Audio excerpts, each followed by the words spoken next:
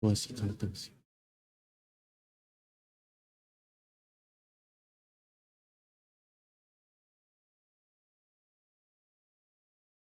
Assalamualaikum warahmatullahi wabarakatuh. Alhamdulillah hamdan katsiran thayyiban mubarakan fi kama yuhibbu rabbuna wa yarda. Asyhadu an la ilaha illallah wahdahu la syarikalah wa asyhadu anna Muhammadan abduhu wa rasuluh. Amma ba'd.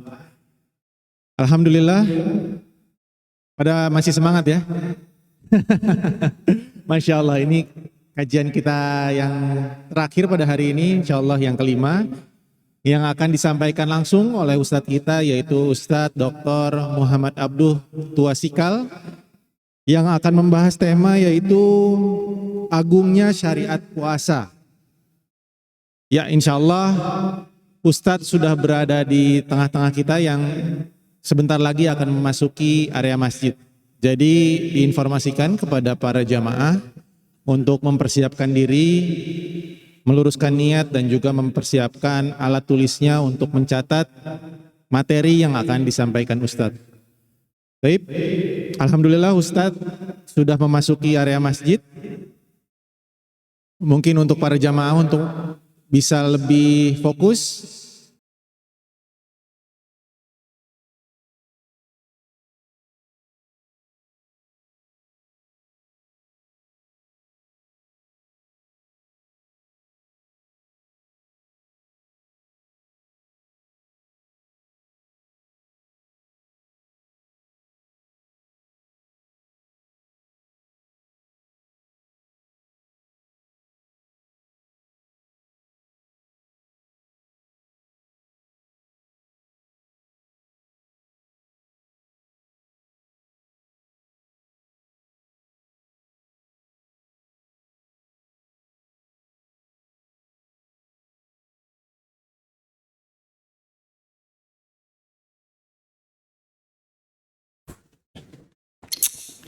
Bismillahirrahmanirrahim. Assalamualaikum warahmatullahi wabarakatuh. Innal hamdalillah nahmaduhu wa nasta'inuhu wa nastaghfiruh. Wa na'udzu billahi min syururi anfusina wa min sayyiati a'malina. May yahdihillahu fala mudhillalah wa may yudlil fala hadiyalah wa asyhadu an la ilaha illallah wahdahu la syarikalah wa asyhadu anna Muhammadan abduhu wa rasuluh. Allahumma salli ala nabiyina Muhammad wa ala alihi wa man tabi'ahum bi ihsanin ila yaumiddin. Allahumma anfa'na bima 'allamtana wa 'allimna ma yanfa'una wa zidna ilma. Kita bersyukur pada Allah di kesempatan sore hari ini kita dimudahkan oleh Allah Subhanahu wa taala untuk duduk dalam majelis yang mudah-mudahan bawa berkah bagi kita semuanya, dan semoga bertahannya antum sekalian dari pagi sampai sore ini semuanya mendapatkan catatan pahala di sisi Allah Subhanahu wa taala. Yang ngantuk mudah-mudahan kembali lagi semangat. Yang kurang semangat mudah-mudahan tambah semangatnya lagi. Insyaallah saya enggak lama-lama, 1 jam saja. Masih kuat? Masih kuat ya? Insyaallah. Ada yang jomblo di sini? Mana? Saya melewati banyak. Pasti mereka tertawa kalau saya bilang jomblo itu. Mereka sadar diri berarti ya. Mau nikah kapan, Mas? Hah? Oh, belum sanggup. Kalau kamu bilang sanggup tadi saya kasih hadiah. Ada jomblo yang lainnya lagi? Mana? Kapan mau nikah, Mas? Oh, belum ada juga. Kapan nikah? Belum juga. Gak mau nikah? Bahaya kalau kamu gak nikah-nikah. Senang perempuan apa? Enggak kamu. Sudah, saya kasih antum aja lah. Tuh, judulnya Menjemput Jodoh Impian. Mudah-mudahan dapat sesuai di buku itu. Yang penting kamu baca dulu. Ini kita mau bahas apa nih? Kalau bahas jomblo saya bisa selesaikan 1 jam itu tadi. Gak perlu pakai buku gitu. Tapi di jamaah sekalian sudah kita bagi buku ya.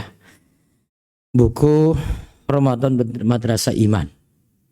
Yang buku ini coba dibuka dulu. Sudah dibuka plastiknya apa belum? Enggak dapat. Oh, nggak ada plastiknya. Ya salam. Ada. Berarti ada yang sudah ada plastiknya, ada yang belum. Baik. Ini buku baru saya susun, ada dari internet saya dapati tentang 24 pelajaran iman dari Ramadan. Jadi kalau kita menelusuri pelajaran-pelajaran dari puasa, dari Ramadan, kita akan dapati tidak lepas dari pelajaran akidah. Dan saya yakin sisi ini sangat kurang untuk dipelajari. Cukup dengan dalil-dalil dari Ramadan, dari puasa, Lailatul Qadar, itu sudah pembahasan akidah lengkap. Dan saya buat dalam bentuk ringkasan dalam 24 poin. Ingat, itu baru sebagiannya. Makanya di halaman pertama kami sebutkan di sini, apabila kita merenungkan ibadah puasa dan dalil-dalil yang berkaitan dengannya, akan tampak dengan sangat jelas kuatnya hubungan antara puasa dan persoalan akidah. Dan ini lebih urgen. Ini lebih penting. Ibadah puasa mengandung banyak pelajaran dan pembahasan akidah, di antaranya sebagai berikut. Baik, kita lihat satu persatu dari bahasan yang ada. Kita mulai puasa itu untuk menggapai takwa. Dari sisi ini memang sisi akidahnya yang mana? Ternyata nanti kita akan peroleh saat kita merinci kenapa puasa itu bisa menggapai takwa. Allah Subhanahu wa taala berfirman, "Ya ayyuhalladzina amanu kutiba alaikumussyam kama kutiba alal ladzina min qablikum la'allakum tattaqun." Wahai orang yang beriman, kutiba alaikum, diwajibkan kepada kalian as-siyam, untuk berpuasa.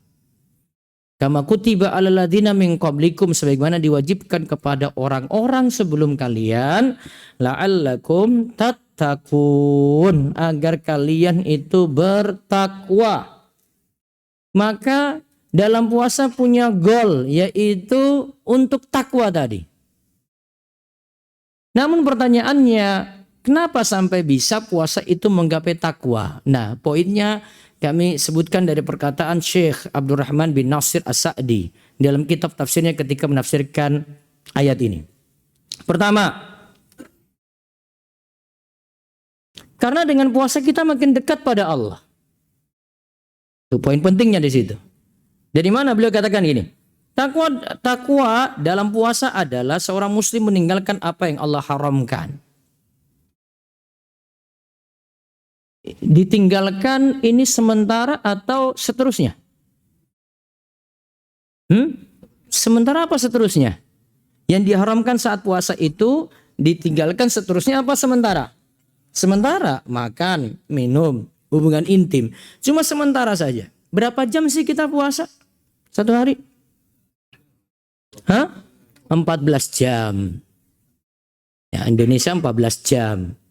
Kecuali kalau qadarullah antum dari Jakarta pergi ke Jeddah siang-siang. Akhirnya untuk puasanya tadi ngikut buka, ngikut yang mana? Ngikut Jakarta saat take off, sesuai dengan tempat take off-nya, atau yang kedua di mana nanti negara dapati waktu tenggelam, atau yang ketiga tunggu gelap.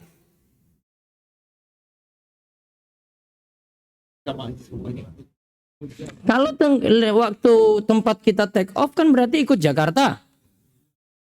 Kan di atas masih ada matahari. Bisa jadi siang itu matahari nggak tenggelam-tenggelam. Sampai di Jeddah baru tenggelam itu. Ya Allah, 1 jam lagi baru buka puasa. Berarti puasanya bisa bertambah. Yang tadi 14 jam jadi berapa? Bisa jadi 19 jam. Makanya tipsnya kalau mau umroh Ramadan, caranya gimana biar nggak dapat kayak gini? Malam. Berangkatnya flight malam, sama juga mah, karena ke barat. Bagaimana strateginya? Berangkatnya hari ini, nanti puasanya pas di sana. Masuk. Ini yang ngantuk sudah sadar nih ya. Masuk kan? Nah. Terus kalau seandainya tadi misalnya tanggal 1 Ramadan hari apa gitu, terus dia ikut sana kan, nah, puasa sana. Pulangnya pas puasa, ada keuntungannya? Lebih cepat buka, Masya Allah. Karena ke timur, itulah keuntungan Indonesia. Ini ke timur tiba-tiba, wih, kok sudah maghrib sampai Jakarta aja sudah di atas sudah maghrib ya? Karena kan dia kejar timur tuh, berlawanan. Maka dikejar itu, makin cepat itu tadi. Kalau dia terbang dari sana siang-siang, tiba-tiba matahari sudah gelap. Maka memang tadi saya sebutkan 3 pendapat tadi. 3 pendapat untuk orang yang berada di posisi kayak tadi ya. Dia mau buka ikut mana? Yang pendapat pertama, ada ulama yang berpendapat ikut waktu take off-nya, sehingga dia waktu puasanya tetap tadi. Terus yang kedua, lihat dia berada di atas negara mana. Tapi nanti kayaknya ada selisih gitu loh. Karena kan dia berada di atas sekarang ini, di udara. Maka ada pendapat yang ketiga, dan ini yang lebih tepat, tunggu gelap. Karena Allah Subhanahu wa taala katakan wa kulu washrabu hatta yatabayyana lakum al-khaytul abyadu minal khaytil aswadi minal fajr. Summa atimmus siyama ilal lail. Kan dikatakan kemudian sempurnakanlah puasa sampai lail. Lail tandanya itu tenggelamnya matahari, gelap. Ya, biasa kalau kejadian mau umroh saat Ramadan kayak tadi. Oke, kita lihat di sini, dia kan tinggalkan yang sementara tadi, makan, minum, hubungan intim. Ini jadi larangan dulu, ini larangannya sifatnya sementara. Tapi kalau tinggalkan makanan, minum, ya seandainya ini dilanggar, ya maka puasanya batal. Maka ini adalah sifatnya sementara, disuruh tahan. Kalau hubungan intim itu dilakukan, juga puasanya batal. Kan terjadi di sini laki-laki dan perempuan, suami istri. Batal dua-duanya. Oke. Terus dosa atau tidak? Dosa atau tidak? Dosa, lakukan pelanggaran. Hukuman kedua. Hukuman ketiga, kafaratul uzma. Bayar kafarat besar. Apa kafaratnya? Apa kafaratnya? Membebaskan satu orang budak. Jika tidak mampu, berpuasa 2 bulan berturut-turut. Jika tidak mampu, memberi makan 60 orang miskin. Itu urutan. Maka kalau ada budak. Kalau tidak ada berarti berpuasa 2 bulan berturut-turut. Bagi yang kuat, mampu, suruh puasa. Gak bisa langsung lompat ke beri makan 60. Wahai Rasulullah, bukankah Rasulullah SAW ketika itu anjurkan, ini dia nggak mampu. Coba lihat cerita orang itu. Orang itu siapa coba? Orang itu laki-laki tua. Laki-laki tua. Ya karena dia tidak sampai suruh beri makan juga nggak bisa. Sampai Rasulullah SAW ambil kurma dalam rumah suruh dia bagi. Dia bilang yang paling miskin di kota ini wahai Rasulullah itu saya. Gitu. Tapi lihat nanti di dalam beberapa kitab fikih pun disebutkan itu adalah laki-laki tua. Sehingga berarti apa? Puasa harus. Berapa lama tadi? 2 bulan berturut-turut. Berarti liburnya itu cuma kalau ketemu Idul Adha. Hari tasyrik pertama, hari tasyrik kedua, hari tasyrik ketiga. 4 hari saja libur. Tapi puasanya lanjut terus setelah itu tuh. Resiko siapa suruh nekat-nekat siang hari. Sekarang yang disuruh puasa siapa? Suami apa istri? Dua-duanya. Yang biasanya ngajak siapa?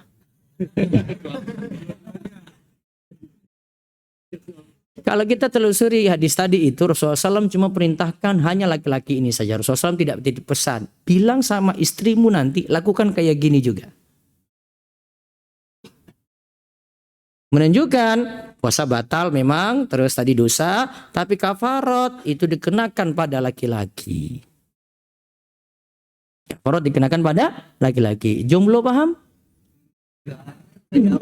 Gak nyampe ilmunya. Belum nyampe itu. Enggak, saya cuma ingatkan saja. Besok kalau nikah itu jangan mepet-mepet Ramadan. Nah, bahaya nanti pusing gitu. Nanti di Syawal saja gitu. Tapi masalahnya Syawal juga. Kayaknya biaya nikah Jakarta itu naik karena semuanya pada nikah maunya di bulan Syawal. Puncak-puncaknya itu. Kalau mau cari lebih murah lagi di bulan Muharram. Tapi di Jawa. Di Jawa itu karena bertepatan dengan Suro, maka pesta nikah berhenti. Kecuali yang mau nekat-nekat, mau nyalahi tradisi itu. Itu kalian membuka diri karena WO-nya itu kan nganggur kan tadi kan. Oh, sudah mas, kamu nggak apa-apa mas, saya kasih harga murah. Karena lagi sepi job. Iya betul itu, lagi sepi job. Sampai pengaruh ke orang yang jual telur pun itu sepi job itu. Karena omsetnya itu ada banyak itu pas nanti bulan Syawal, pas datang bulan Suro turun semuanya. Kayak nggak ada kerjaan gitu. Tenda nggak laku, sound system nggak laku, horek-horek tadi juga nggak laku juga tuh.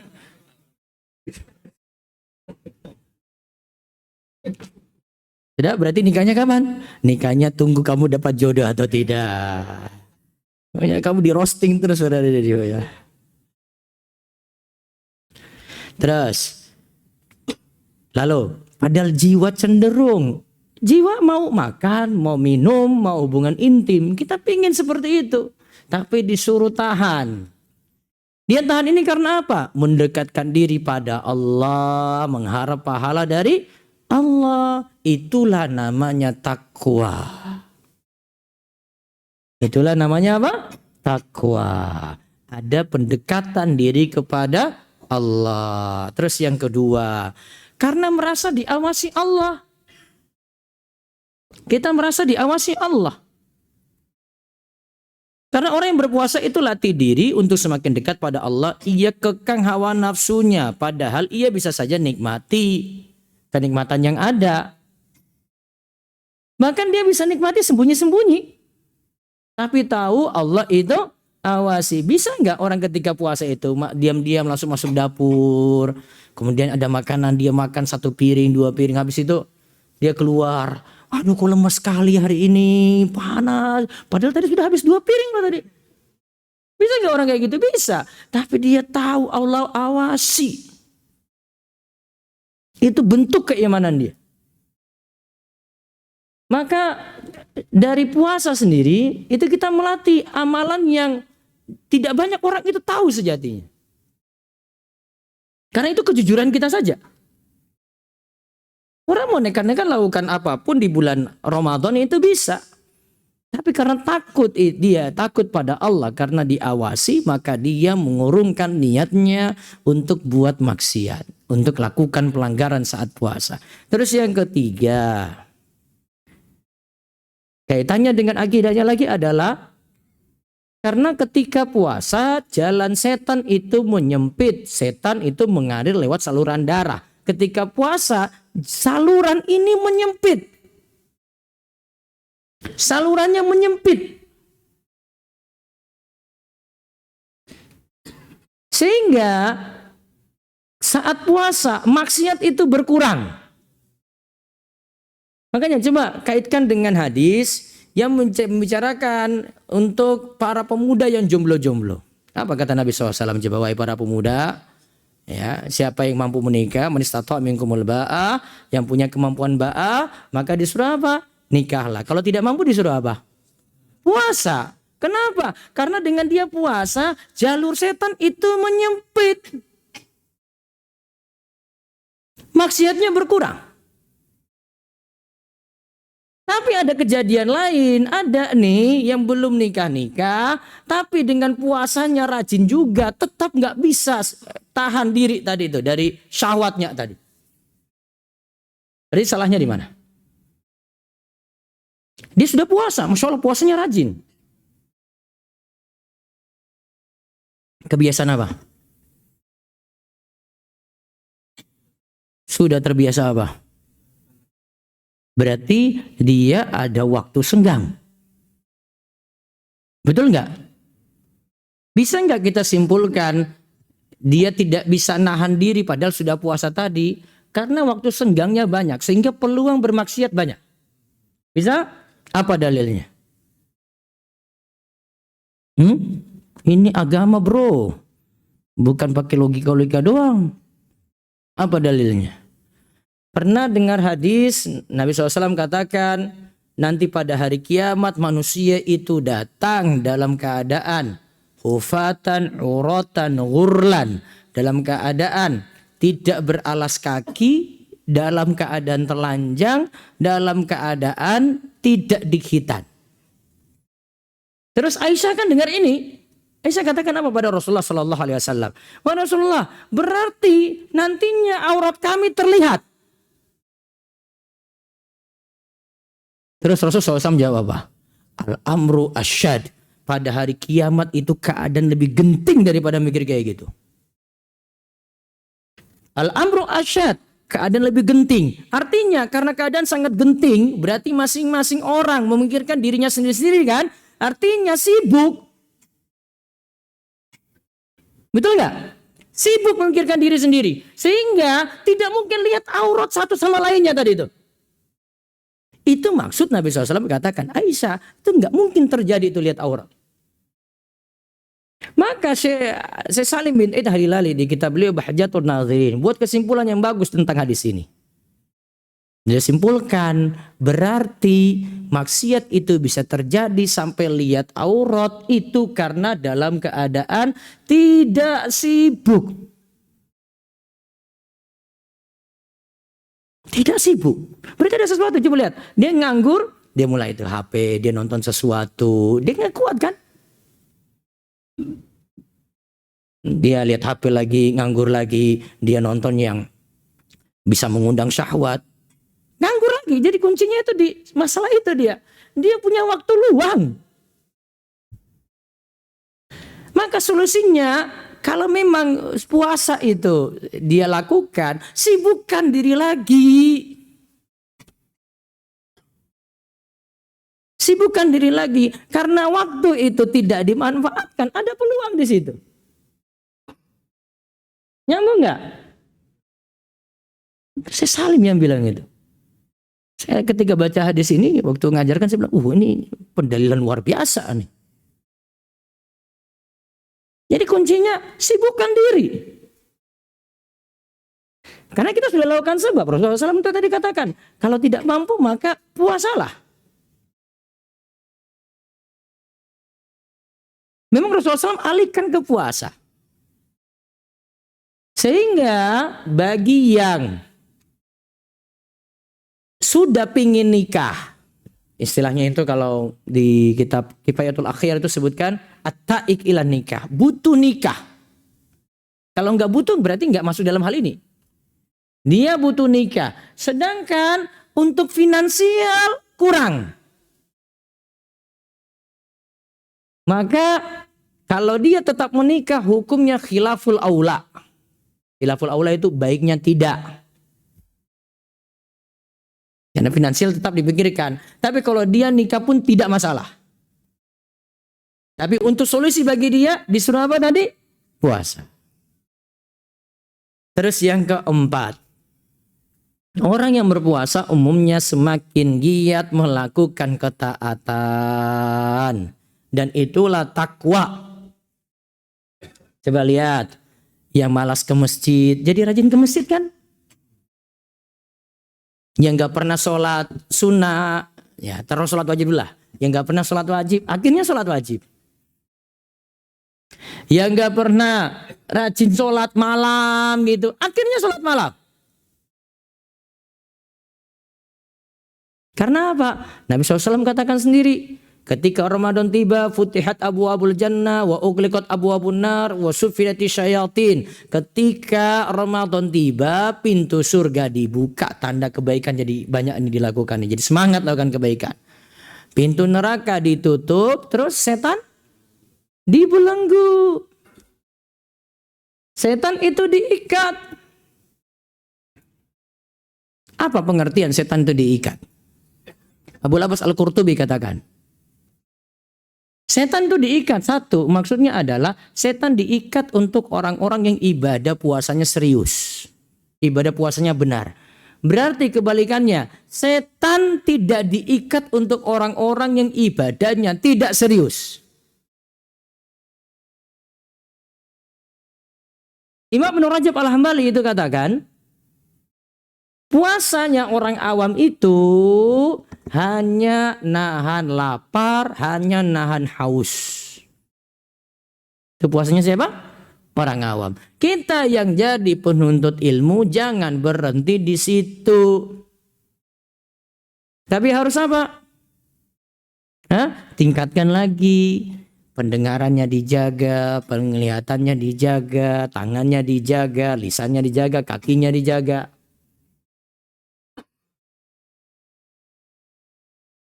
Terus, pengertian yang kedua, Abu Abbas Al-Qurtubi katakan.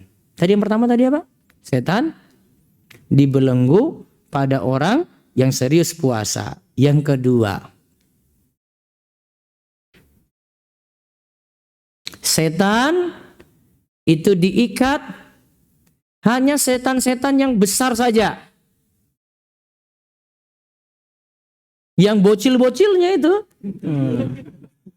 Bukan tuyul, tuyul nih dunia mana lagi nih? Saya ini belum tahu dari sisi mana itu bisa gambarkan setan itu pendek, gendut, kepalanya botak gitu.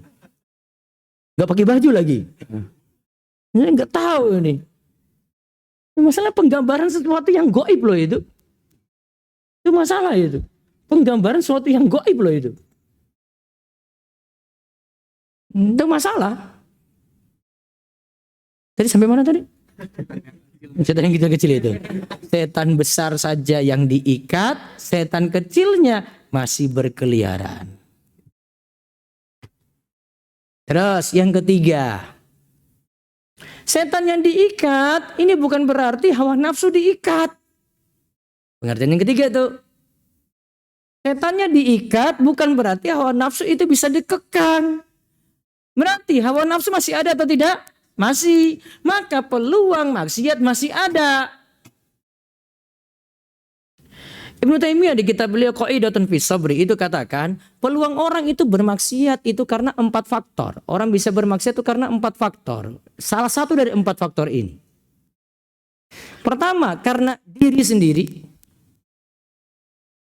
Pertama, karena apa? Diri sendiri. Diri sendiri berarti ada hawa nafsu. Yang kedua, karena faktor kebiasaan. Faktor pendukung yaitu kebiasaan. Karena kebiasaannya maksiat terus. Yang ketiga, karena setan. Yang keempat, karena bestinya siapa.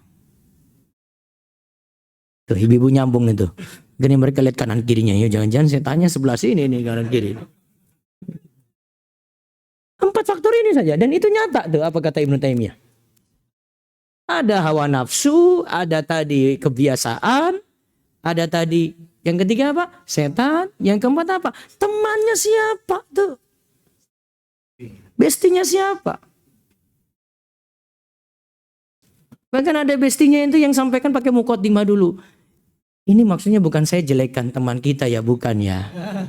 Ini bukan gibah loh ini. Itu lagi muqaddimah gibah.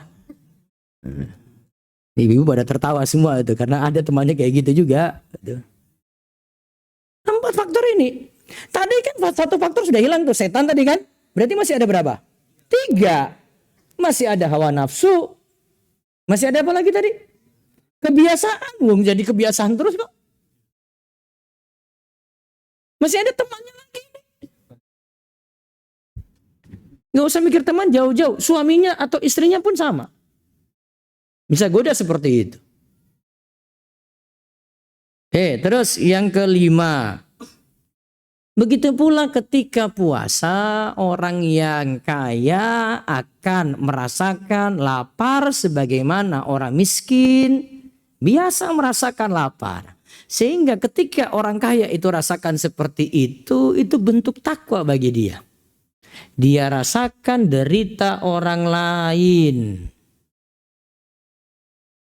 Baik, ini 5 hal kenapa puasa itu bisa menggapai takwa.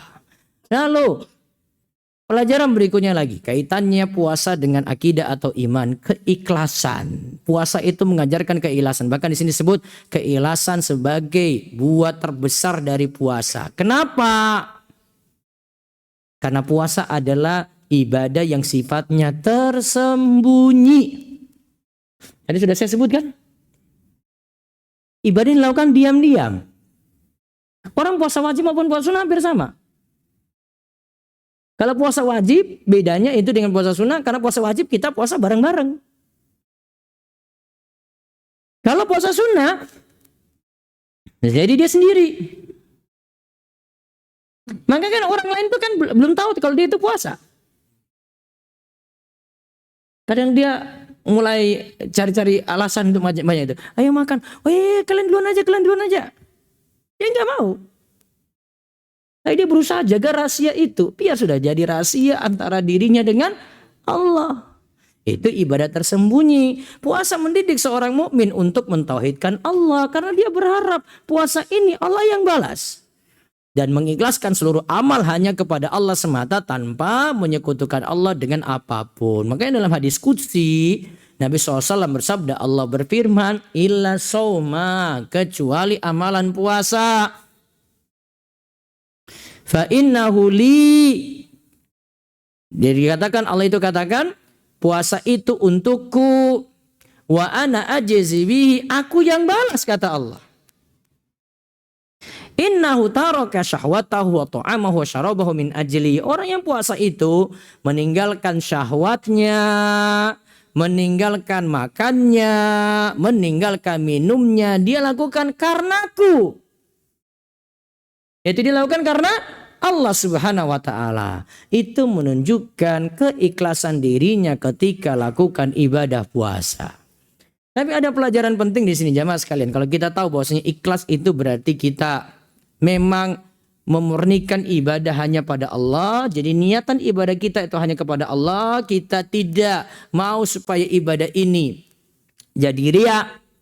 Maka ada tanda-tanda yang para ulama sebutkan ini sebagai tanda ikhlas. Saya sebutkan di sini 3 yang penting. Yang pertama, tanda ikhlas itu adalah menuduh diri sendiri masih banyak kekurangan. Menuduh diri sendiri masih banyak kekurangan. Ini sikap ulama-ulama besar dulu. Ayyub As-Sakhtiyani itu ketika dengar kalimat soleh, dia katakan, idza dzukira sholihun, jika kata solihun, orang-orang soleh itu disebutkan, kuntu anhum bima'zilin, aku merasa diriku itu enggak masuk dalam golongan orang soleh tadi. Orang sekelas Ayyub As-Sakhtiyani, ulama, masih menganggap dirinya tidak soleh. Sampai ada juga ulama yang disebutkan, ini amalan-amalan soleh seperti ini. Dia selalu bilang, ya saya masih belum sempurna lakukan ini, masih belum lagi. Nah, sikap kayak gini itu selalu merasa kurang, itu malah sikap yang bagus. Daripada merasa diri sudah berbuat ini, sudah berbuat itu, amalan saya sudah banyak. Ini malah sikap yang tidak baik. Terus tanda yang kedua, membenci pujian dan sanjungan. Jadi ikhlas, kata Imam Ibnul Qayyim, tidak mungkin bercampur dengan pujian. Maka Imam Ibnul Qayyim itu katakan, itu ibaratnya seperti air, tidak mungkin berkumpul dengan api. Ya kan? Air tidak mungkin bersatu dengan api kan? Maka ibaratnya seperti itu. Terus tanda yang ketiga, takut terhadap popularitas. Bahasa saat ini apa? Takut viral. Justru ulama-ulama dulu seperti itu. Sampai-sampai kata Sufyan Ats-Tsauri rahimahullah, dia berkata, jarang sekali seorang alim yang majelis ilmunya itu semakin besar, kecuali rasa ujub terhadap dirinya akan mengetuk hatinya. Jadi maksudnya Sufyan dia katakan, ketika majelisnya itu makin besar, orang makin banyak itu hadir, maka yang ada pada dirinya, wah ini ujub ini. Dia ingin hilangkan itu. Baik, kemudian apalagi pelajaran dari Ramadan dikaitkan dengan akidah yang ketiga, hubungan erat antara puasa dan doa. Jadi puasa itu punya kaitan dengan doa. Coba lihat di Al-Baqarah ayat 186. Kita tahu ya, ayat puasa itu diingat ayat puasa dari Al-Baqarah 183 sampai 187. Ayat 183 itu membicarakan puasa wajib yang tadi kita sebut.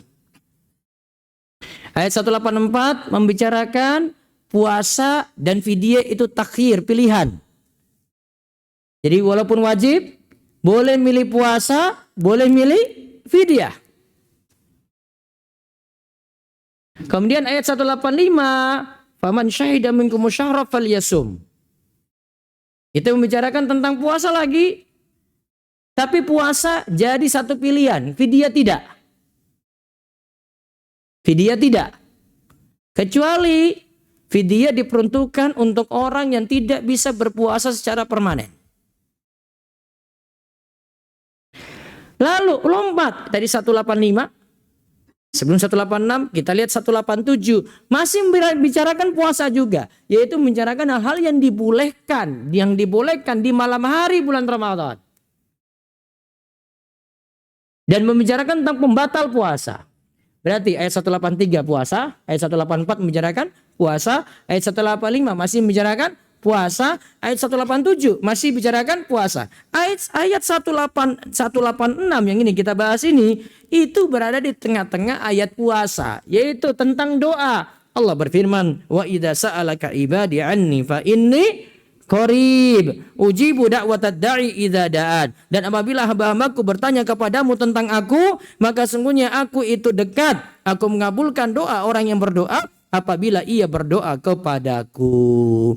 Para ulama kayak Imam Ibnu Katsir itu katakan, ayat 186 ini berada di tengah-tengah ayat puasa, menunjukkan bahwasanya doa pada saat puasa itu mustajab. Doa saat puasa itu mustajab. Maka di sini kami sebut puasa merupakan keadaan yang sangat diharapkan terkabulnya doa. Di antara bentuk terkabulnya doa bisa manfaatkan saat berbuka. Kata Nabi SAW, "Lisa'im inda fitrihi da'watun la turad." Bagi orang yang berpuasa, ketika berbuka terdapat doa yang tidak akan ditolak. Maka manfaatkan waktu baik-baik saat puasa. Keadaan puasa bisa perbanyak doa, ketika berbuka juga perbanyak doa. Baik, kemudian yang keempat, pelajaran akidahnya lagi adalah penetapan adanya syafaat. Apa dalilnya? Coba lihat di halaman 9. Langsung saya lompat di halaman 9. As-siyam wal Qur'an yashfa'ani lil 'abdi yaumal qiyamah. Puasa dan Al-Qur'an itu akan memberikan syafaat kepada seorang hamba pada hari kiamat. Puasa itu akan berkata, "Wahai Tuanku, saya telah menahannya dari makan dan nafsu syahwat, karenanya perkenankan aku untuk memberinya syafaat." Al-Quran pula berkata, saya telah melarangnya dari tidur, karena dia sibuk baca Al-Quran. Dia manfaatkan untuk sholat malam misalnya. Saya telah melarangnya dari tidur pada malam hari, karenanya perkenankan aku untuk memberinya syafaat. Maka beliau SAW bersabda, "Fayusyafa'ani," maka syafaat keduanya itu diperkenankan. Apa yang dimaksud dengan syafaat, jemaah sekalian? Syafaat itu artinya tolabul khair lil ghair. Memohon kebaikan untuk orang lain, bukan untuk diri sendiri.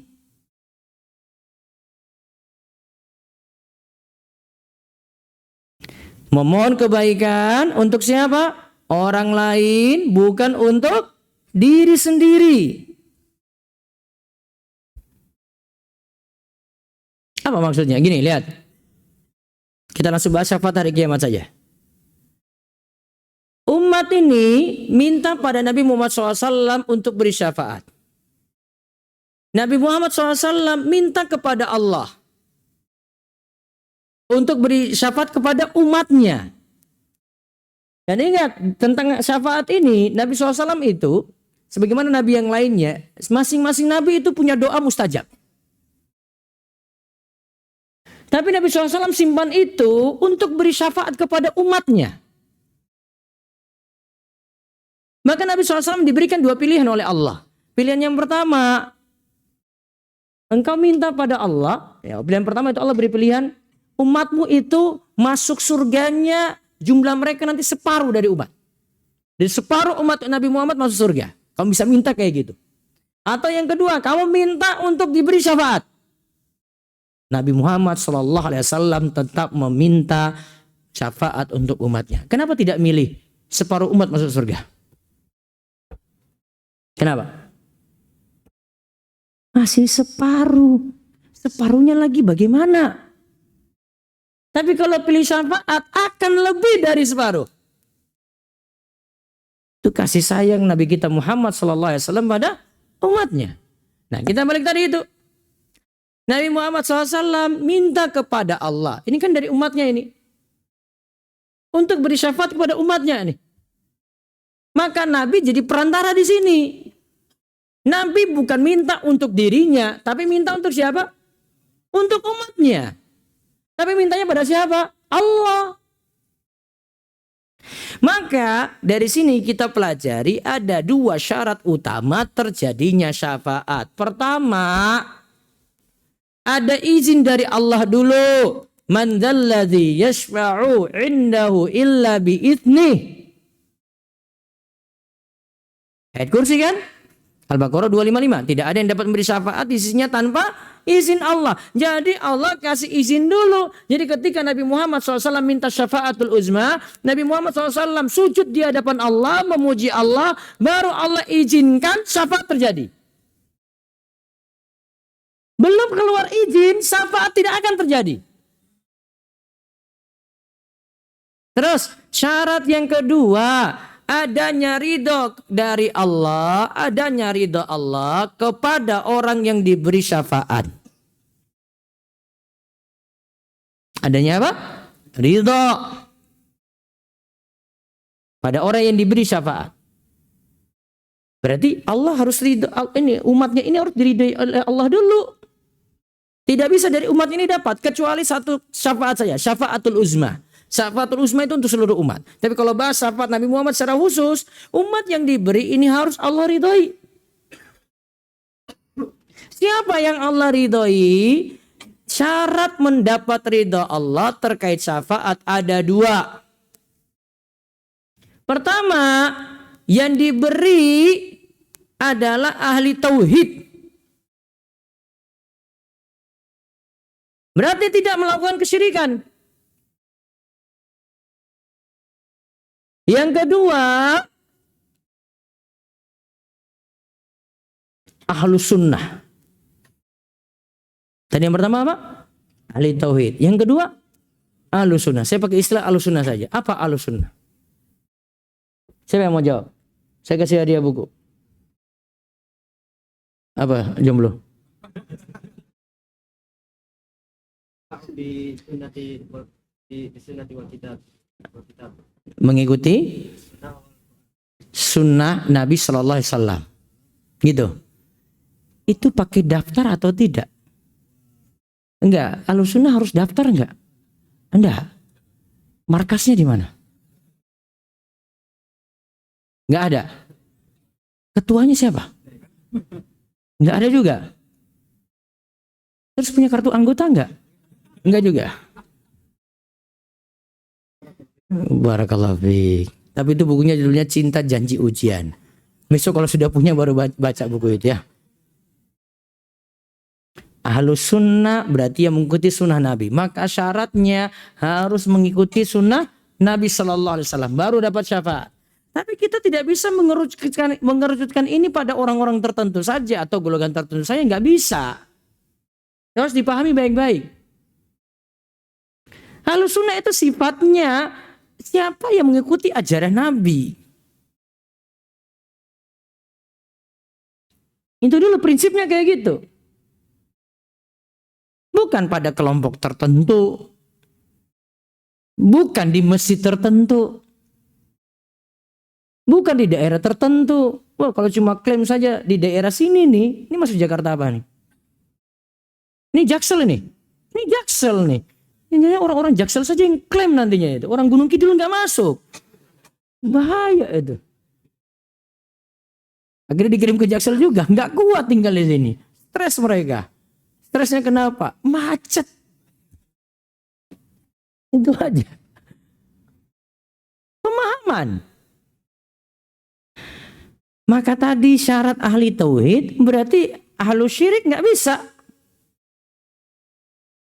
Buktinya adalah paman Nabi Shallallahu Alaihi Wasallam, Abu Thalib, bukan keluar dari neraka dia, tapi cuma diperingan. Kemudian harus ahlu sunnah. Karena apa? Ada orang-orang yang ditolak minum dari telaga Nabi Shallallahu Alaihi Wasallam. Karena sebab apa? Mereka buat bid'ah sepeninggal Nabi Shallallahu Alaihi Wasallam. Oke, itu syarat terjadinya syafaat. Syarat pertama tadi apa? Ada izin dari Allah dulu. Kalau belum ada izin gak mungkin terjadi syafaat. Yang kedua, ada ridha Allah pada orang yang diberi syafaat. Syarat ridha apa? Satu, ahli tauhid. Yang kedua, ahlu sunnah. Oke, kemudian yang kelima. Apalagi pelajaran akidah dari Ramadan? Penetapan sifat ulu, ketinggian. Dari mana cara pandangnya?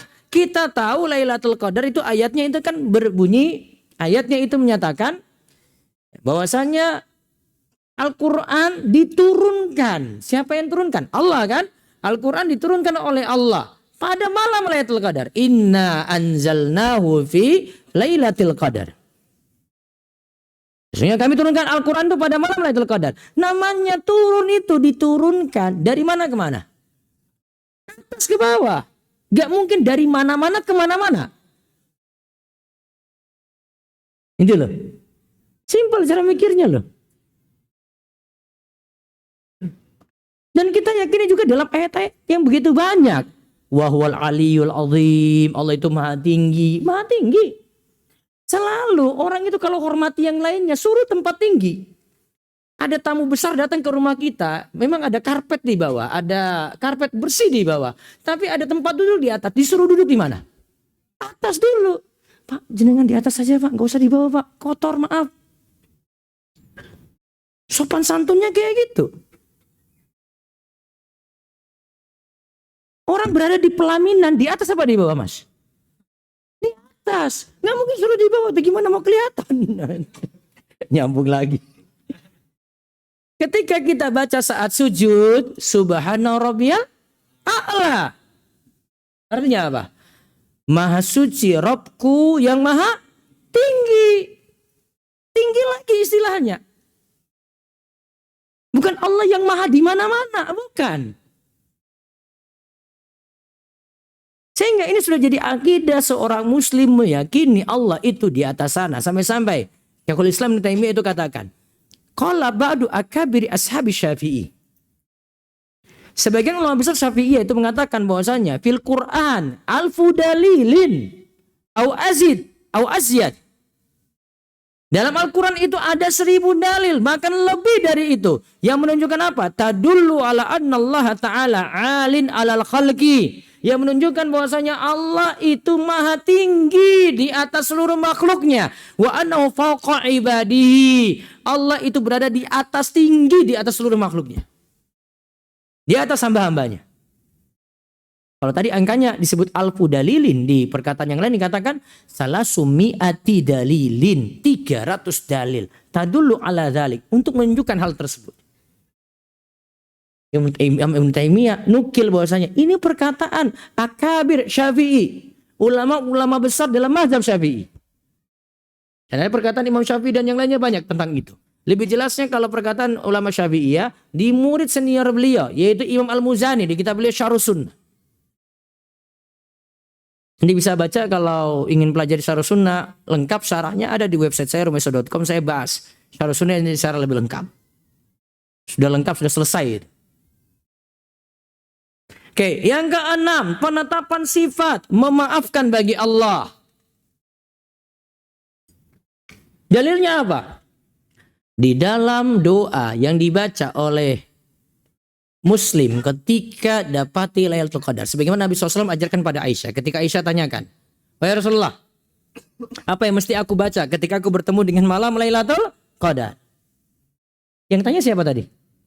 Aisyah. Berarti kalau ini diwakili oleh Aisyah, berarti maksud Aisyah adalah untuk wanita secara umum. Wanita yang dalam keadaan suci maupun wanita yang dalam keadaan haid bisa amalkan ini. Wanita yang dalam keadaan suci maupun wanita yang dalam keadaan haid bisa amalkan ini untuk dapat Lailatul Qadar. Apa bacaannya? Allahumma innaka afuwun tuhibbul afwa fa'fu anni. Ya Allah, sesungguhnya Engkau itu Maha Pemaaf, menyukai orang-orang yang meminta maaf, maafkanlah aku. Apa dimaksudkan sini afu bagi Allah Subhanahu wa taala? Kata Syekhul Islam Ibnu Taimiyah, afu itu memaafkan dan tidak memberikan hukuman. Memaafkan dan tidak memberikan hukuman. Tapi kata Ibnu Taimiyah, ada yang lebih tinggi daripada afu. Beliau lebih setuju kalau kita itu membahas kata ghafur, yaitu berujung pada kata maghfirah, ghafur.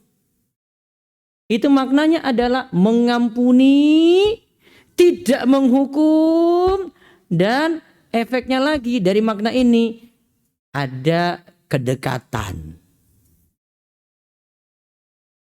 Kaitannya dengan muamalah dengan manusia dulu nih untuk gambarkan ini. Ada orang itu yang maafkan, cuma maafkan saya, maaf saya nganggap selesai, saya sudah maafkan kamu, saya tidak mau ngapa-ngapain kamu, sudah kita selesai. Tapi dia tidak mau dekat sama orang ini. Tapi kalau maghfirah, nah kalau kaitan muamalah nih ya, saya maafkan kamu, saya tidak hukumi kamu, sudah kita bareng-bareng lagi, kita sama-sama yuk. Sudah yang dulu lah, biarlah berlalu. Maka kalau dari ilustrasi seperti ini, afu dengan ghafur, mana yang lebih tinggi derajatnya? Ghafur. Itulah kesimpulan dari Ibnu Taimiyah. Ibnu Taimiyah menyelisih sebagian ulama seperti Abu Hamid Al-Ghazali yang mengatakan bahwasanya afu itu lebih utama daripada ghafur. Karena dia mengatakan afu itu berarti memaafkan, bentuknya catatan dosa dihapus. Sedangkan ghafur itu berarti memaafkan, cuma sifatnya menutupi dosanya saja. Tapi Syekh Muhammad Shalih Al-Munajjid itu mengkritik pendalilannya tidak kuat dari sisi ini. Alasan yang beliau sebutkan di website beliau itu lebih kuat di sini seperti kata Ibnu Taimiyah. Kemudian pelajaran berikutnya lagi, penetapan sifat cinta bagi Allah Subhanahu wa taala. Karena apa? Allah cinta pada orang yang melakukan kewajiban. Puasa masuk di situ. Puasa Ramadan masuk di situ. Dimana disebutkan dalam hadis, Inna Allah Ta'ala qala, Allah itu berfirman, man adali waliyan faqad azantuhu bil harb. Siapa yang musuhi waliku, maka aku akan perangi dia. Wa ma taqarraba ilayya 'abdi bi syai'in ahabbu ilayya mimma aftaratuhu alaih. Tidaklah hambaku mendekatkan diri kepadaku dengan sesuatu yang paling aku cintai. Itu dia. Yaitu berupa amalan-amalan wajib yang aku wajibkan. Berarti Allah cinta pada amalan wajib. Puasa Ramadan masuk amalan apa? Wajib. Kalau dia tambahkan lagi dengan amalan sunnah, maka dilanjutkan dalam hadis qudsi ini, wa may yazalu 'abdi yataqarrabu ilayya bin nawafil hatta uhibbahu. Hambaku juga senantiasa mendekatkan diri kepadaku dengan amalan sunnah sehingga aku mencintainya. Maka amalan sunnah ada tambahan lagi. Cinta Allah lebih lagi. Berarti di sini menunjukkan sifat cinta bagi siapa? Allah Subhanahu wa taala. Dan kalau orang itu lakukan ketaatan, awalnya Allah itu mencintainya. Dikatakan dalam hadis, idza habballahu al-'abda nada Jibril. Ketika Allah itu mencintai hamba, maka Allah akan memanggil Jibril. Allah akan merintahkan pada Jibril, sungguhnya Allah itu mencintai si fulan. Maka sekarang engkau Jibril mencintailah si fulan. Maka Jibril itu akhirnya mencintai si fulan. Kemudian Jibril itu memanggil lagi penduduk langit, yaitu para malaikat. Kemudian Jibril katakan pada para malaikat di langit tadi, innallaha yuhibbu fulanan fahibbuhu. Allah itu mencintai si fulan, sekarang kalian juga mencintainya. Maka penduduk langit, para malaikat tadi mencintai si fulan. Fayuhibbuhu ahlus sama, summa yudha'ul qabul fil ard. Kemudian akhirnya penduduk bumi pun mencintai orang ini. Berarti pengaruhnya dari mana tadi? Siapa yang cinta terlebih dahulu? Allah. Baru kemudian siapa? Jibril. Baru kemudian siapa? Malaikat penduduk langit. Baru kemudian siapa? Berpengaruh pada penduduk bumi akhirnya mencintai dia. Kemudian yang kedelapan, penetapan sifat kehendak bagi Allah Subhanahu wa taala. Allah punya iradah. Allah punya kehendak dan manusia juga punya kehendak, tapi kehendak Allah tidak mungkin dikalahkan dengan kehendak manusia.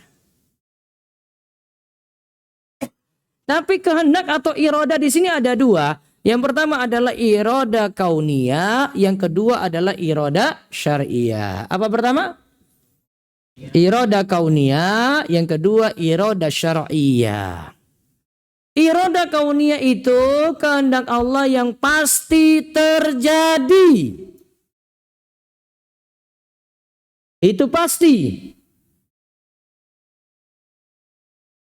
Tapi belum tentu Allah cintai. Tapi belum tentu Allah cintai. Sedangkan iroda syariah, kehendak Allah yang sama dengan mahabbah. Cinta. Berarti Allah cintai. Tapi belum tentu terjadi. Belum tentu terjadi. Oke, sekarang kita lihat contoh. Iblis ada atau tidak? Ada. Allah kehendaki? Allah kehendaki atau tidak? Iya. Irodah yang mana? Kauniyah apa syariah? Kauniyah. Ada kan? Terjadi kan? Tapi Allah cintai? Allah cintai iblis? Tidak. Wahai orang beriman, berpuasalah. Allah kehendaki tak? Ya, Allah kehendaki atau tidak? Iroda yang mana? Syariah. Kenapa? Karena Allah cintai kalau kita puasa. Pasti terjadi. Seluruh yang ngaku muslim pasti puasa. Hah? Belum tentu. Berapa persen warga Jakarta yang puasa? Wallahualam Ustaz. Teman saya sekantor ada yang nggak puasa Ustaz. Alasannya cuma nggak kuat makan, ini ada nggak makan sahur aja, nggak puasa sekaligus tuh dia tuh. Alasannya banyak pokoknya. Allah inginkan semuanya puasa, iya. Allah cintai kalau ada yang puasa, iya.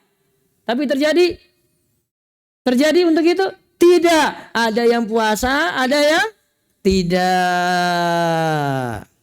Itu untuk memahami Allah itu punya kehendak. Terus yang kesembilan, penetapan sifat baik bagi Allah. Dan juga Allah menyukai yang baik-baik. Innallaha thayyibun la yaqbalu illa thayyiba. Sesungguhnya Allah itu maha baik dan tidak menerima kecuali yang baik. Dan Nabi SAW katakan tentang puasa nih. Ya, dalam hadis. La khulufu fami sha'im atyabu indallahi min rihil misk. Sungguh bau mulut orang yang berpuasa lebih harum di sisi Allah daripada apa? Bau minyak kasturi. Khuluf fami sha'im itu kata para ulama, uap-uap dari perut yang kosong naik ke atas. Baunya gimana? Mantap. Nggak usah dicoba-coba pada teman. Sudah tahu tadi khulufu fami sha'im. baru bernilai wangi di sisi Allah, bukan di sisi teman. Mau bolak-balik dia coba gitu, enggak. Itu atyab, lebih thayyib itu, lebih baik. Maka Allah mencintai seperti ini. Terus yang ke-10, penetapan sifat kedekatan bagi Allah. Allah dekat. Wa idza sa'alaka ibadi anni fa inni qarib. Jika hambaku bertanya kepadamu tentang aku, maka jawablah apa? Aku itu dekat. Ayat ini lanjutannya membicarakan tentang apa? Doa. Maka kesimpulannya, Allah dekat pada orang yang berdoa. Ini namanya kedekatan khusus. Allah itu dekat pada orang yang berdoa. Ini namanya kedekatan apa? Khusus. Ada berarti kedekatan umum? Iya. Kata Syekh Asadi, kedekatan umum itu maksudnya adalah kedekatan dari sisi ilmu. Allah tahu siapapun dimanapun. Bukan kedekatan zat. Zat Allah di mana tadi? Ulu. Di atas sana. Berapa dalil tadi kata ulama-ulama besar Syafi'i? 1000 dalil.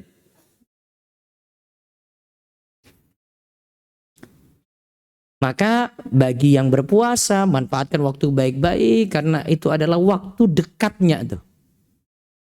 Allah korib di situ.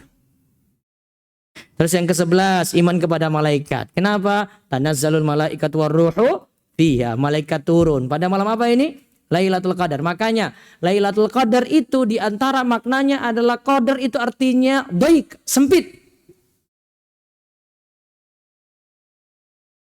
Apa maksudnya? Malaikat-malaikat banyak yang turun, bumi jadi sempit. Maka qadar itu artinya sempit. Ini nyambung dengan kata apa sempit ini? Sempit itu bisa dilihat seperti pada ayat liyunfiq dzu sa'ati min sa'ati wa man qudira alaihi rizqu, sama qudira dengan ini qadar. Itu akar katanya sama. Qaf dal ra. Maka mananya sempit. Berarti malam yang sempit dikarenakan apa? Malaikat turun di muka bumi sehingga bumi kelihatan sesak penuh malaikat. Pada malam apa itu? Lailatul Qadar. Makanya keadaan ketika itu diantaranya keadaan tenang. Terus iman juga kepada kitab-kitab Allah. Karena apa? Diturunkan tadi kitab. Al-Quran. Syahrul Ramadan alladzi unzila fihil Quran. Juga iman kepada Rasul. Kok bisa iman kepada Rasul? Kitab itu pasti ada yang bawa. Maka nggak mungkin kita dapat ilmu itu langsung tanpa perantaraan Rasul. Bahaya itu. Kamu dapat ilmu dari mana? Saya tadi semalam dapat dari Allah langsung. Allah turunkan langsung ke saya. Hebat banget kamu tidak lewat Nabi. Ilmu sesat ini namanya ini. Ya kayak gitulah.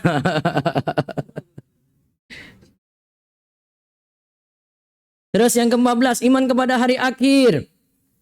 Dalilnya apa? Lisahim farhatan. Farhatun inda fitri wa farhatun inda liqa'i rabbih. Dalam puasa itu ada dua kebahagiaan. Kebahagiaan apa? Ketika buka, bahagia. Terus apa lagi? Bahagia ketika berjumpa dengan Allah pada hari kiamat. Maka inilah bentuk keimanan pada hari akhir. Juga yang ke-15, iman kepada surga dan neraka.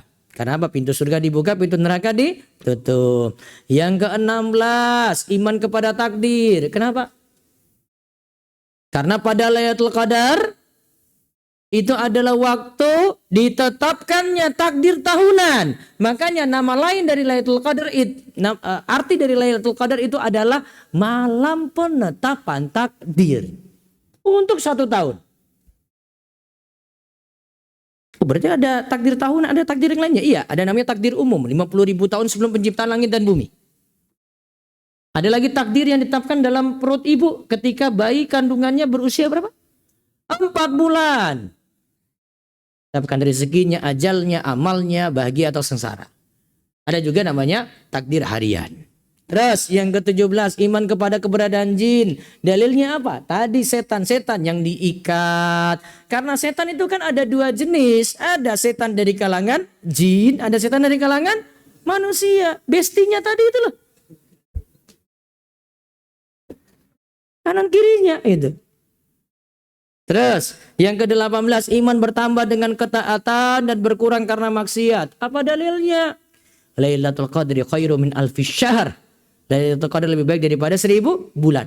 Ada amalan yang unggul daripada yang lainnya. Berarti kalau kita berada di situ, iman bertambah. Lawan dari bertambah apa? Berkurang. Iman bertambah dengan ketaatan, iman berkurang dengan maksiat. Yang ke-19, amal soleh sebagai sebab ampunan dosa. Karena Nabi SAW katakan untuk amalan puasa bisa menggugurkan dosa. Man shoma ramadhana imanan wa ihtisaban ghufira lahu ma taqaddama min dzambi. Ke-20, sikap pertengahan Ahlussunnah wal Jamaah. Dari sisi apa?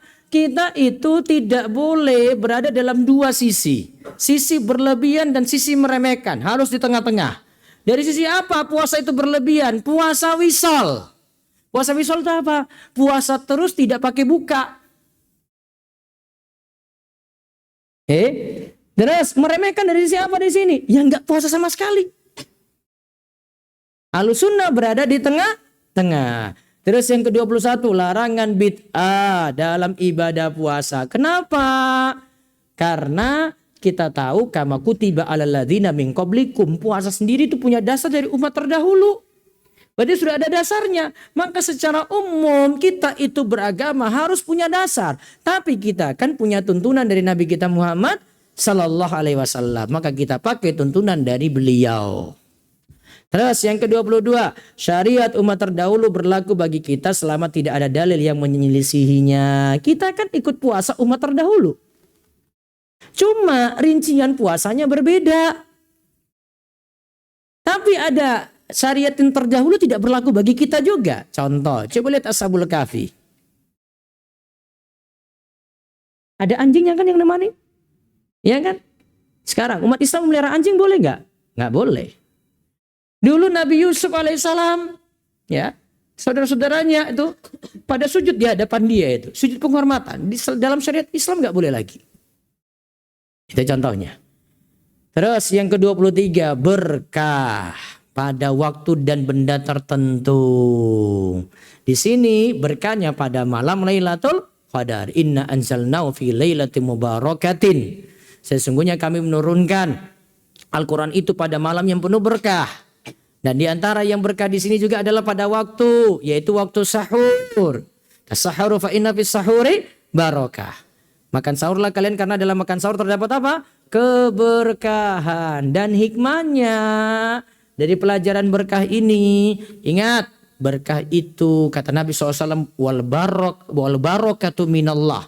Ini Nabi SAW ucapkan ketika ada sahabat yang bawa air di hadapan beliau, terus beliau celupkan tangannya dalamnya, lalu sahabat-sahabat gunakan untuk berwudu. Kemudian beliau lanjutkan dengan kalimat wal barakatu minallah. Berkah itu dari Allah. Maka kita sebutkan sesuatu itu berkah, mana dalilnya? Hati-hati itu. Air apa yang berkah? Zam-zam. Sufyan bin Uyainah pernah sampaikan bahwasanya ada seorang itu mau minta pada dia bacakan hadis. Tapi sebelumnya peristiwanya adalah orang ini minum air zam-zam 1 ember. Kenapa kamu lakukan kayak gitu? Saya tahu hadis Nabi SAW. Ma'u zam-zam 5 syuribalah. Air zam-zam itu tergantung niatan yang minum. Terus kamu doa apa setelah itu? Setelah itu saya berdoa. Saya ingin dengar hadis darimu sebanyak 100 hadis. Baik, saya bacakan ini untukmu. Terkabul langsung. Terkabul kan? Minum airnya berapa tadi? 1 ember. Kita dikasih zam-zam berapa sih? 5 liter. Tapi bagi ke orang-orang berapa? Terus yang terakhir. Perintah untuk menyelisihi orang-orang kafir. Ingat, tadi syariat puasa kita ikut umat terdahulu. Benar. Tapi rincian syariat puasa itu, kita itu punya tuntunan sendiri. Di antara bedanya kita dengan puasa mereka adalah, lihat hadis berikut. Faslu ma baina siyamina wa siyami ahlil kitab aklatus sahar. Pembeda di antara puasa kita dengan puasa ahli kitab yaitu apa? Makan sahur. Berarti apa maksudnya?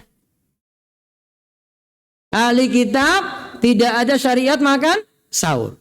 Tadi yang saya ceritakan tentang Al-Baqarah 183 sampai 187 itu sebenarnya ada 3 tahapan puasa. Tadi yang pertama, pilihan fidyah atau puasa atau fidyah. Terus yang kedua, suruh puasa tapi belum ada syariat makan sahur. Maka yang puasa tadi nanti bukanya maghrib. Tapi sebelum tidur itu silakan makan. Kalau sudah tidur harus lanjut puasa. Itu berarti tidak ada makan sahur. Terus di Al-Baqarah 187 itu kejadiannya ada seorang yang namanya Sirmah. Dia satu hari itu kerjanya berat, akhirnya dia lemes. Kemudian dia pulang buka puasa, tapi siangnya dalam keadaan kerja berat, jadi dia harus makan banyak. Tapi dia cuma makan sekadarnya saja, batal. Lalu dia minta istrinya untuk buat buka puasa. Ketika buat, si Sirmah ini ketiduran. Tadi kan aturannya kalau sudah tidur apa? Lanjut puasa. Maka dia lanjut besoknya dalam keadaan lemas lagi, masih lemas ini. Dia ketemu Rasulullah SAW. Wahai Rasulullah. Dia ditanya, kok kamu lemas? Wahai Rasulullah, kemarin saya kerja berat. Saya buka, saya minta istri saya buat makanan. Tapi saya tertidur, akhirnya saya kayak gini. Kemudian turunlah firman Allah Subhanahu wa Ta'ala di surat Al-Baqarah ayat 187. Wa kulu washrabu, di antara potongan ayatnya. Dan makan dan minumlah. Hatta yatabayyana lakum al-khaytul abyadu minal khaytil aswadi minal fajar. Sampai datang terbit fajar subuh sebelumnya gelap malam. Sebelumnya apa? Gelap malam. Summa atimus siyama ilal lail. Kemudian sempurnakanlah puasa sampai malam hari. Berarti makannya sampai terbit fajar subuh. Ada makan sahur di situ? Ada. Al-Baqarah 187 itu menandakan adanya makan sahur. Itulah pembeda kita dengan ahli kitab. Dan Nabi SAW memberikan dasar lagi, man tasyabbaha biqaumin fahuwa minhum. Siapa menyerupai suatu kaum, maka dia akan termasuk golongan mereka. Wallahu a'lam bishawab. Itulah 24 pelajaran akidah dari Ramadan dan puasa. Semoga kita mengambil pelajaran dalamnya dan Allah mudahkan kita dalam berpuasa besok dan semakin menambah keimanan dan juga kita dimudahkan untuk jauhi maksiat. Oke, terima kasih Ustadz atas ilmunya. Ini ada beberapa pertanyaan, mungkin saya bacain satu pertanyaan aja karena waktunya udah mepet mau maghrib. Bismillah, izin bertanya Ustadz. Bagaimana sikap seorang istri ketika suami lalai dalam memberikan nafkah dan tidak menunaikan kewajiban, dan istri memperbanyak ritual ibadah baik wajib maupun sunnah dan tidak menjalankan atau menunaikan kewajibannya? Mohon nasihatnya. Jadi suaminya tidak menunaikan kewajiban apa di situ? Nafkah. Nafkah.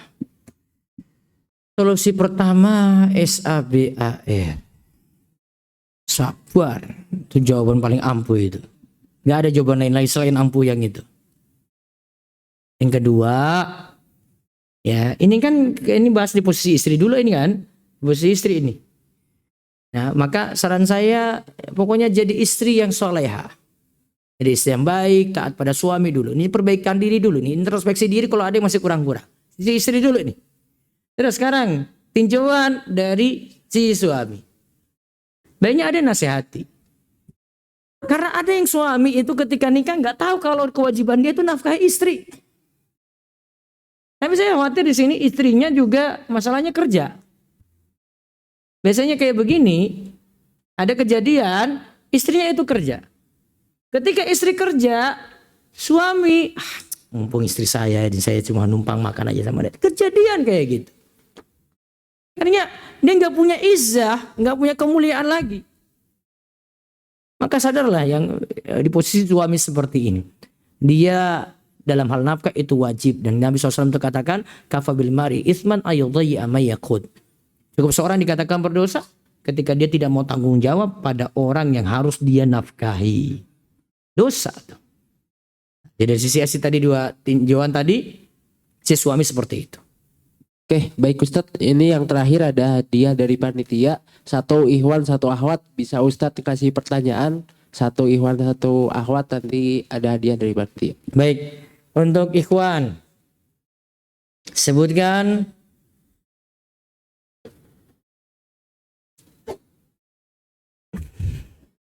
Ya siap dulu jomblo bentar. Jadi grogi saya depan kamu nanti.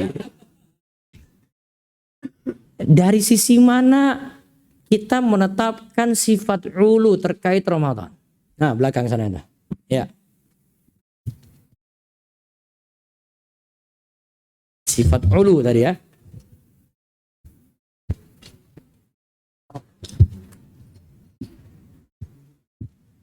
Ya, Bismillahirrahmanirrahim. Untuk terkait dengan sifat ulu, kita mengetahui dari tanazzalul malaikat waruhu fiha bi'idni rabbihim min kulli amrin, yang mana kan arti dari diturunkan dan diturunkan. Bukan, itu kan malaikat Oh ya, yang Allah turunkan, berarti inna anzalnahu. fi lailatul qadar. Nah, Jadi sudah. kalau kata diturunkan dari atas ke bawah. Jadi Baik. ya, Kamu sudah nikah apa belum? belum. Belum. Nanti tambah satu lagi nanti. Ini untuk istrinya besok, muslimah cerdas. Baik. Kemudian yang ibu-ibu, Putri. Sebutkan sisi pendalilan. Sisi pendalilan iman kepada surga dan neraka. Kok bisa sampai disebut kita beriman kepada surga dan neraka? Ada? Panitia akhwat bisa bantu ya untuk mempercepat.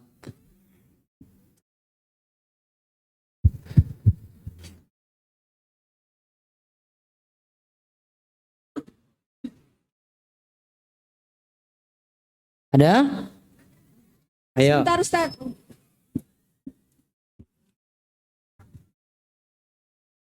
Sebentar Ustaz.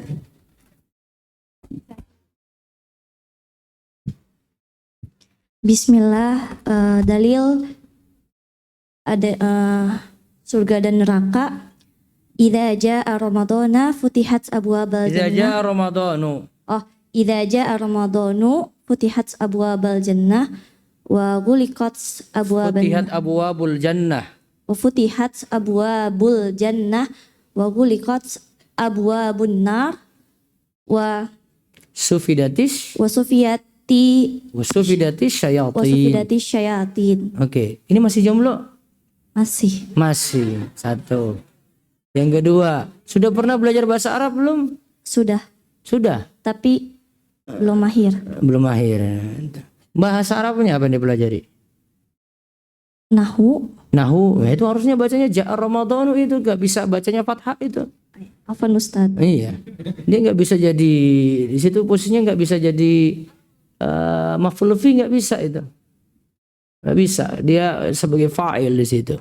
Jadi wajib marfu'. Oke. Baik. Cukup. Sampai sebutkan dalil ini. Nih. Judulnya buku keluarga harmoni untuk dia tuh. Insyaallah.